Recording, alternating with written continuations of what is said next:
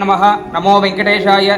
நம்மளுடைய ஆலயத்தில் சேலம் வராகி ஆலயத்தில் இன்றைய தினம் சேலம் திருப்பதி வெங்கடேஸ்வர சுவாமியினுடைய வைகுண்ட ஏகாதசி விழா வெகு விமரிசையாக நடந்துட்டு இருக்கு. அதிகாலை 5:30 மணி முதல் இரவு 8:30 மணி வரை பொதுமக்கள் அனைவருமே கருவறைக்குள்ளே போய் பெருமாளை பிரதட்சணம் பண்ணுறதுக்கான வாய்ப்பு நாங்கள் கொடுத்துருக்கோம். ஸோ வேறு எந்த ஆலயத்திலும் இல்லாத சிறப்பாக ஒவ்வொரு பக்தருமே ஆண் பெண் பேதம் இல்லாத ஜாதி மத பேதம் இல்லாத அனைவருமே கருவறைக்குள்ளே போய் பெருமாளை தொட்டு பிரார்த்தனை பண்ணுறதுக்கான ஒரு கைங்கரியம் நம்மளுடைய கோயிலில் நடந்திருக்கு. So you are very very gifted.